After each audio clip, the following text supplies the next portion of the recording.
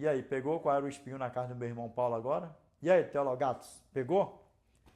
Meus irmãos, mais umas 2 leiturinhas aí para nós fazermos aí o fechamento do vídeo com chave de ouro, em nome do nosso Senhor e Salvador Jesus Cristo, amém? Aí você já pegou, né, por que nos chama de uma seita maligna e perigosíssima?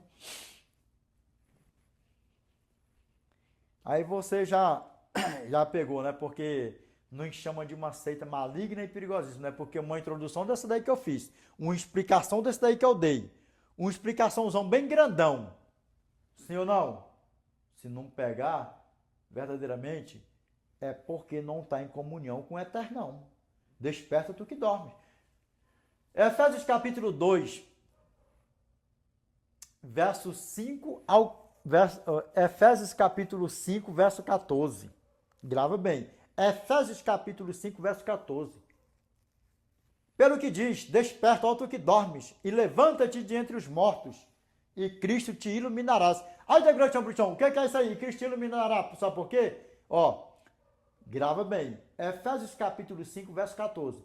Desperta, pelo que diz, desperta, ó tu que dormes, e levanta-te de entre os mortos, e Cristo te iluminarás. Sabe por que Cristo iluminará? Por quê? Porque nós morremos em Cristo, ressuscitamos em Cristo, e no novo céu, na nova terra, não haverá noite e nem dia. Por quê? Porque o brilho do seu rosto brilhará toda a cidade santa para os séculos dos séculos. Ô, pô, mostra isso aí na Bíblia aí. I will, I take it, please. I take it, please. I will to show you. In the Bible, Revelation chapter 22, verse 5. And there shall be no night there, and they need no candle, neither lights of the sun, for the Lord God giveth them light, and they shall reign forever and ever. Oh, the great John, translate for us. I will, take it, please. I will translate for us, porque até o The Great John também come da prega, você não pensa que o The Great John não come, não? É o primeiro a levar cipuada nos ombros, nas costas, que é o pregador mesmo. Apocalipse capítulo 22, verso 5. E não haverá mais noite, nem dia, nem precisarão eles de luz de candeia, nem da luz do sol, porque o Senhor Deus brilhará sobre eles e reinarão para os séculos dos séculos. Efésios capítulo 5, verso 14. Pelo que diz, desperta, ó tu que dormes, e levanta-te de entre os mortos, e Cristo te iluminará. Pegou como é que a banda toca? Meus irmãos, vamos para casa, vamos para casa, vamos para casa. Se morrermos antes de Cristo voltar, que nós vamos morrer com o nosso nome escrito no livro da vida do Cordeiro Santo, e o nosso passaporte celestial carimbado e assinado com letras de ouro. Amém? Para a honra e glória do nosso Pai. Vamos ver aqui, né? Porque quando nós falamos aí, ó, Satanás é sagaz, Satanás ele é rápido, Satanás ele é ligeiro, Satanás é destruidor. Não está exaltando Satanás. Agora pronto, está por aí agora. A moda virou. E quando eu falo assim, ó, pastores que estão sendo usados por Satanás por aí afora para estar com a ladainha dessa daí, com uma pouca vergonha dessa daí, porque enquanto isso, aquelas ovelhinhas que estão ali, ó, só no reboleixo ali, aquelas ovelhinhas que estão ali, ó, um joinho no meio do trigo, só no reboleixo ali assim, ó, só no reboleixão, sabe o que acontece? Carinhando os pecadinhos que estão levando para a perdição, ó, só carinhando, ó, sabe por quê? Porque agora estão proibindo até de falar o nome de Satanás no púlpito das igrejas, por aí afora, porque dizem que está amedrontando as ovelhas de Deus e estão exaltando a Satanás, falando mais de Satanás do que de Cristo, exaltando a Satanás. Onde é que uma porcaria dessa, uma tranqueira dessa, vai ser exaltada de onde? Você fala, ó, cuidado que Satanás é sagaz, cuidado que Satanás é destruidor, cuidado que Satanás quer te arrastar para o fogo consumidor, cuidado que Satanás é traiçoeiro, cuidado que Satanás é a antiga serpente, o grande dragão, que se chama Diabo e Satanás, ele não está nem aí para mim nem para você, ó. Cuidado que Satanás vai te dar uma rasteira, cuidado que Satanás vai colocar prato na tua mesa, Satanás vai te colocar no grande precipício. Não está falando muito o nome de Satanás, que negócio é esse? Para. Pastores, tome vergonha na cara de vocês, porque Satanás é que vai arrastar vocês, se vocês verdadeiramente não parar com essa pouca vergonha e deixar eles mesmos seduzir vocês, outrão por aí afora. E para de lenga-lenga, e vamos deixar que essa praga não tem nada de bom para dar nem para mim, e nem para vocês, nem para ninguém. Para com essa ladainha. Para com essa ladainha de, olha, está exaltando Satanás, está falando mais de Satanás do que de Cristo. Para com essa pouca vergonha por aí afora. É por isso que meu pai sempre chamou os nenitos, os não letrados, em outras palavras, os analfabetos. Por isso que ele nunca chamou o gigante. Por isso que ele nunca escolheu o gigante. Sabe por quê? Que ele sempre escolheu os simples, os pequenos, porque nunca teve medo de encarar as trevas, porque eles nunca tiveram medo de deixar bem claro que Deus é o Criador e o Satanás é o destruidor. 1 aos Coríntios, capítulo 1, verso 27 ao 29. Pelo que Deus escolheu as coisas loucas do mundo para envergonhar as sábias. E Deus escolheu as coisas fracas do mundo para envergonhar as fortes. E Deus escolheu as coisas humildes do mundo e as desprezadas e aquelas que não são para reduzir a nada as que são, a fim de que nenhuma carne se vanglorie na presença de Deus. Por isso que de Gênesis a Apocalipse, Deus, ele escolheu os ninitos, os analfabetos. E Deus, com o seu infinito poder, porque ele é onisciente, onipresente, onipotente, ele está em todo lugar ao mesmo tempo e ele esquadrinha a mente e os corações.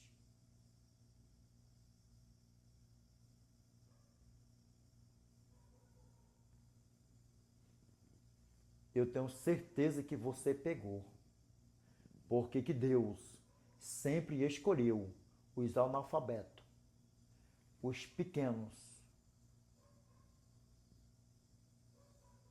porque sempre foram e sempre será corajosos e destemidos. Nunca tiveram e não tem e não terá medo de chamar Satanás pelo nome e falar para todos: se abstém da prática do pecado, se abstém de Satanás. Satanás não tem nada de bom para dar para ninguém. E vocês pegou, né, pastores? E vocês pegou, pastores? Para com essa ladainha, porque no final, no resumo da sinopse, da síntese e da conclusão, só vai dar para vocês outrão junto com o diabão. Arrependam-te dos teus maus caminhos. Abandona Satanás e ande com Cristo. Desperta tu que dormes. Desperta tu que dormes. Satanás não é por isso aí não. Satanás não é por isso aqui não. Não sei o quê. Engraçado que quando nós vamos para a Bíblia, de Gênesis a Apocalipse, ele é o sagaz, ele é o destruidor. E até Cristo voltar, ele vai continuar arrastando multidões para o fogo eterno, que está preparado para ele e para os anjos dele. Edinaldo, e quem são os anjos de Satanás, Edinaldo? São os que foram precipitados com ele da eternidade? Não. Aqueles que foram precipitados da eternidade foram os primeiros anjos dele. E quem são os outros, Edinaldo? Falsos profetas, falsos pastores, falsos mestres, falsos doutores.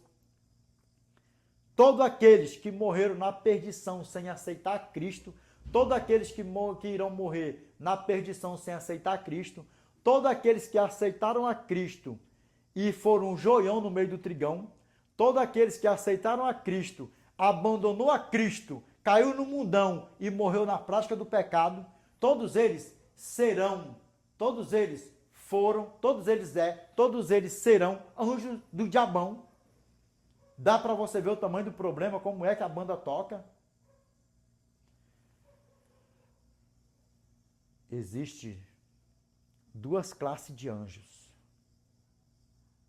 No resumo aqui. Primeira classe, do eterno. Anjos do eterno. Segunda classe, anjos de Satanás.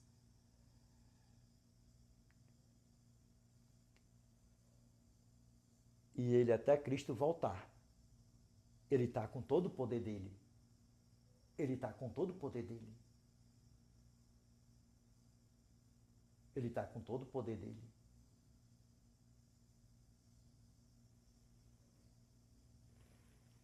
Se o nosso Eterno não intervir por mim e por você, o que seria de mim e de você? Se nós vivêssemos a deriva aqui nesse lamaçal de pecado. Porque os filhos dele por aí afora, quem são eles, Edinaldo? Os filhos dele? Falsos profetas, falsos pastores, falsos mestres, falsos doutores, vai botando tudo num pacote só. Segunda aos Coríntios, capítulo 11, verso 13. Vamos ler até o verso 15, para ficar bem beautiful. Segunda aos Coríntios, capítulo 11, verso 13 ao 15. Porque os tais são falsos apóstolos, obreiros fraudulentos, transformando-se em apóstolos de Cristo. Lembra? Mateus capítulo 7, verso 21 ao 22. Nem todo que me diz Senhor, Senhor, entrará no reino dos céus, mas aquele que faz a vontade de meu Pai que está nos céus. Lembra qual é a vontade do nosso Pai? 1 João capítulo 5, verso 2 ao 3.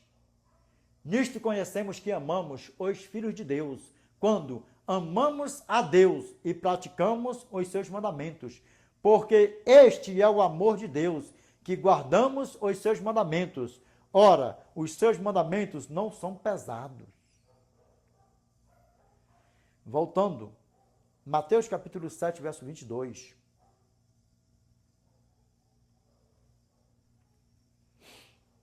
Muitos naquele dia hão de dizer-me, Senhor, Senhor, porventura não temos nós profetizado em teu nome? Em teu nome não expelimos demônios, e em teu nome não fizemos muitos milagres? Então lhes direi explicitamente, nunca vos conheci, apartai-vos de mim, os que praticais a iniquidade. E o que é iniquidade, Edinaldo? 1 João, capítulo 3, verso 4. Porque todo aquele que pratica o pecado também transgride a lei, porque o pecado é a transgressão da lei. A lei moral, a lei dos 10 mandamentos. Vamos lá, vamos continuando aqui para a honra e glória do nosso Pai. Vamos ver o que era o diabão mesmo, a diaboa, vamos? Vamos aqui, ó. 1 aos Tessalonicenses, capítulo 2. 1 aos Tessalonicenses, capítulo 2, verso 17 ao 20. Vamos lá, vamos ver aqui o que era a tranqueira no encalço do meu irmão Paulo. Vamos aqui, ó.